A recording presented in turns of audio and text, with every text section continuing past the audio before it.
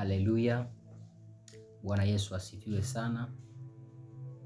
Ni mtumishi wa Mungu tena, Derek Michael. Leo kuna ujumbe ambao Mungu ameuleta mbele zetu. Anataka kutusikilizisha kuhusiana na habari ya pazia la hekaluni, kuhusiana na kazi aliyoifanya Yesu msalabani. Kazi ambayo aliyoifanya Yesu msalabani ilikuwa inalenga kuondoa ile pazia la hekaluni. Pazia la hekaluni maana yake ni kizuizi ambacho kilichokuwa kimewekwa na Mungu, na pazia la hekaluni ilikuwa ni sehemu ya kuingia watakatifu, maana panaitwa patakatifu pa watakatifu. Hakuna ambaye aliyeweza kuingia kwenye ile hema ya kukutania pasipokuwa ni mtakatifu. Kwa hiyo ni watakatifu tu. Kwa hiyo ilikuwa ni wametengwa, ni baadhi tu ya watu ambao walikuwa wametengwa.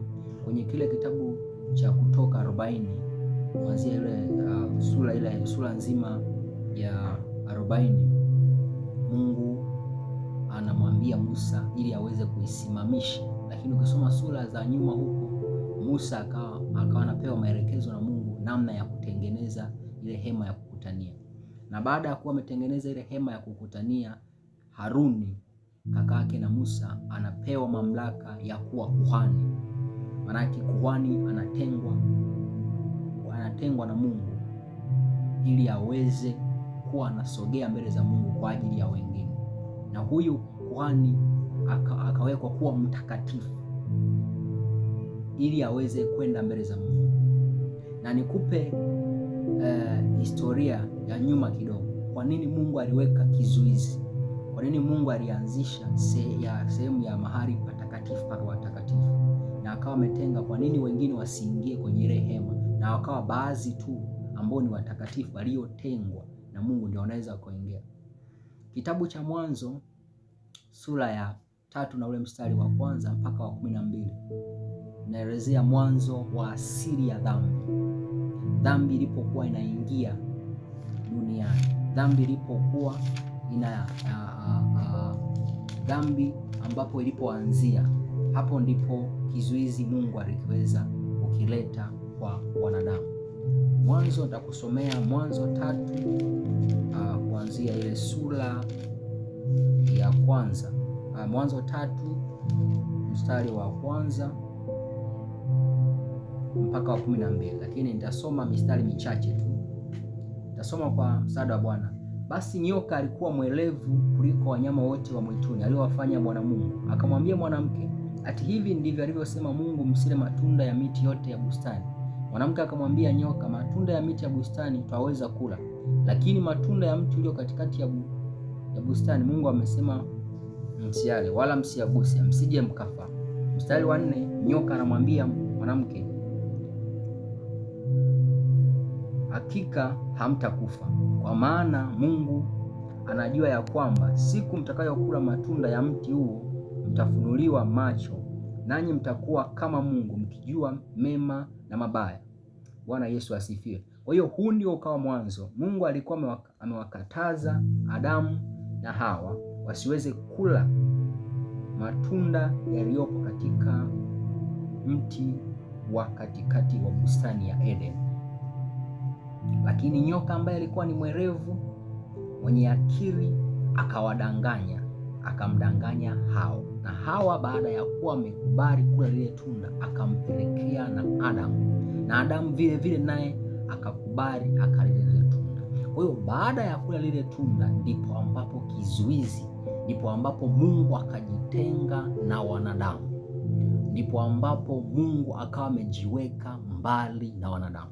Kwa hiyo ndio maana nakuja sasa kwenye ile Kutoka 40 na ule kuanzia sura ile Kutoka 40 na hii mstari wa 1, Mungu anatengeneza hema ya kukutania. Maanake Mungu sasa anaweka kizuizi rasmi. Ilikuwa imeanzia kutoka kwenye bustani la Eden, lakini bado akaja akampa Musa maelekezo, ndipo akaweka kizuizi, akaweka hema ya kukutania. Na hii hema ya kukutania, aliyekuwa na access, aliyekuwa na nafasi ya kwenda kwenye ile hema alikuwa ni kuhani ambaye ni mtakatifu. na huyu kuhani alikuwa akiingia mara moja kwa mwaka. Alipokuwa akiingia mara moja kwa mwaka, alikuwa anaenda kwa ajili ya kuomba dhambi wengine wasamehewe, na alikuwa akienda na sadaka. Na ili mtu asamehewe ni lazima ipelekwe sadaka. Kwa hiyo ndio maana hema ikawa imetengeneza, na hii hema ilikuwa ni ufunuo. Mungu alikuwa anafunua kwamba ni kizuizi, maana tafsiri yake ilikuwa ni kizuizi cha kuzuia tena wanadamu. Lakini ashukuriwe Yesu Kristo ambaye Mungu mwenyewe alipenda kumtoa, na alipomtoa, kazi ya Yesu aliyokuja kuifanya ni kuondoa kile kizuizi. Yesu alipokuja akaondoa kile kizuizi, pazia lile la hekaluni likawa limeondolewa. Nitakusomea kutoka kwenye kile kitabu cha Mathayo sura ya 27 na ule mstari wa 51. Kitabu kile cha Mathayo sura ya 27 na mstari wa 51. Na tazama, pazia likapasuka vipande viwili toka juu hata chini, nchi ikatetemeka, miamba ikapasuka. Mstari wa 52 unasema, makaburi yakafunuka, ikainuka miili mingi ya watakatifu waliolala. Nao wakisha kutoka makaburini mwao baada ya kufufuka kwake, wakaingia mji mtakatifu, wakawatokea wengi. Bwana Yesu asifiwe. Pazia lile la hekaluni liliokuwa limewekwa kizuizi likawa limepasuka, na baada ya kupasuka nchi ikatetemeka, miamba ikapasuka. Ilikuwa hii ni udhihirisho wa kwamba sasa kile kizuizi ambacho kilichokuwa kimewekwa na Mungu kwamba utakuwa na hema ya kukutania, ndio watakatifu pekee ndio watapata nafasi ya kuingia kwenye tuseme kwenye uwepo wa Mungu, ya kuweza kukutana na Mungu, ya kuweza kuongea na Mungu, ikawa imeondolewa. Kwa hiyo kazi moja ambayo Yesu aliyokuja kufanya ni kuondoa kile kizuizi. Mungu aliona kwamba ni kweli mwanadamu ametenda dhambi, ni kweli ameniasi, lakini akatengeneza mpango wa kumtuma mwanae pekee ambaye aliyokuja kuifanya ni kuondoa kile kizuizi, na ile pazia la hekaluni likawa limekatika, likawa limepasuka. Kwa hiyo maana yake nini kupasuka kwa pazia ile la hekaluni? Lenga ni kwamba sasa tuna uwezo wa kila mtu mmoja mmoja kuweza kusogea mbele za Mungu pasipokuwa na kizuizi chochote, kwamba mtu yoyote yule ambaye atamwamini Yesu, mtu yoyote yule atakayemkiri Yesu kuwa ni mwokozi wa maisha, ana nafasi ya kwenda mbele za Mungu. Na hii ndio maana ni sababu ya kwamba ya kumwamini Yesu. Maana usipomwamini Yesu bado unakuwa upo kwenye kizuizi. Usipokuwa umemwamini Yesu bado unakuwa nje ya agano. Nje ya agano. Kwa sababu gani? Yesu kazi aliyoifanya ilikuwa ni kuondoa kile kizuizi na kuwapa access wote watakao muamini. Na wanasema Yesu ndiye njia ya uzima. Kwa hiyo Yesu akafanyika kuwa ondoleo la kile kizuizi. Kwa hiyo leo kwenye hii dunia leo tuna changamoto moja ya watu wengi kutumia sana watumishi wa Mungu, kupenda kutumia watumishi wa Mungu kuweza kuwawakilisha mbele za Mungu. Nashindwa kuelewa kwamba hekalu pazia la hekalu halipo tena, kwamba pazia la hekalu lilishaondolewa, kwamba kuna access, tuna nafasi ya kila mmoja.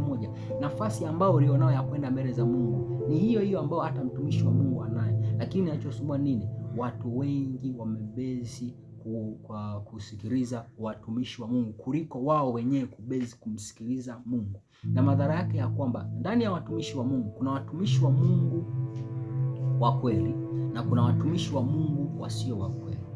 Hasa kwenye watumishi wa Mungu ambao sio wa kweli, kuna mafundisho ambayo ni mafundisho ambayo sio sahihi, lakini kwa sababu watu wanamsikiliza mtumishi wa Mungu sana kuliko kumsikiliza Mungu mwenyewe, wanajikuta wameenda katika maangamizi, wanajikuta wanaingia katika matatizo ambayo hayana solution, wanajikuta wanaenda kufanya ambayo Mungu hajataka wafanya kwa sababu ya kusikiliza watumishi wa Mungu. Ndio maana leo hii ni kizazi ambacho watu wanapendwa sana kuombewa pasipokuwa kujiombea wao wenyewe.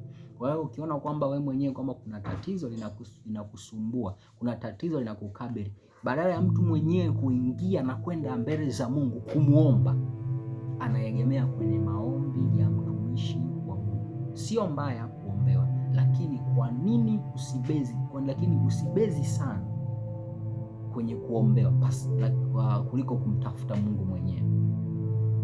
Mtu ambaye anabezi sana kusikiliza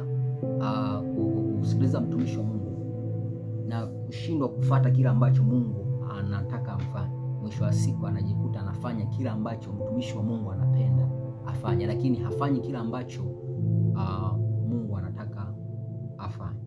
Lakini nikukumbushe tu jambo moja, kwamba ile siku ya mwisho, ile siku ya hukumu, kila mtu atasimama kwa nafasi yake. Ndio maana unapokumbuke kwamba unapokuwa unadhariwa peke yako.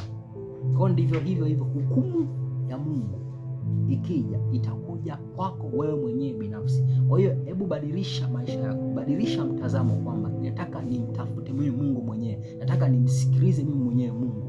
Nina nafasi ya kwenda mbele za Mungu pasipokuwa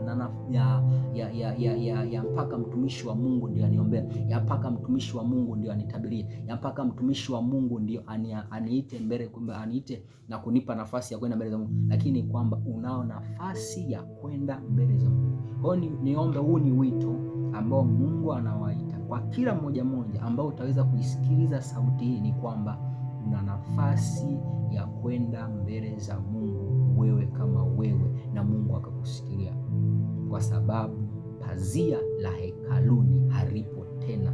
Kila mmoja ana nafasi ya kwenda mbele za Mungu. Kwa hiyo ile hema ya kukutania haipo tena, patakatifu pa watakatifu hapapo tena, ila wote sasa tuna uwezo wa kwenda mbele za Mungu. Ndio maana hata kama wewe una dhambi kiasi gani, ukienda mbele za Mungu, Mungu anakusamehe na anaweza akakukubali tena. Hiyo sio kwamba watakatifu tu ndio wanaweza kwenda mbele za Mungu, hapana. Yesu Kristo, moja ya vitu ambavyo Yesu Kristo alikuja alisema kwamba sikuja kwa ajili ya wenye afya, kwa sababu wenye afya hawamhitaji tabibu, ila wanaomhitaji tabibu wale ambao afya yao inasumbua, wale ambao wana dhambi, wale ambao wanajihisi kwamba wamemkosea sana Mungu, wale ambao wanajihisi kwamba kwa kweli wao hawapo sawa kabisa mbele za Mungu. Hao ndio Mungu analenga kuwatafuta. Mungu akubariki sana. Usiache kufuatilia mafundisho haya ya neno la Mungu, lakini ujue ni kwamba Mungu anaachilia mafunuo kwa watumishi wake ili kuweza kuwatoa watu kwenye maangamizi. Naitwa Derek Michael. Usisahau kufuatilia kwenye kurasa zangu za mitandao ya kijamii, Instagram, Facebook pamoja na YouTube. Shalom. Yesu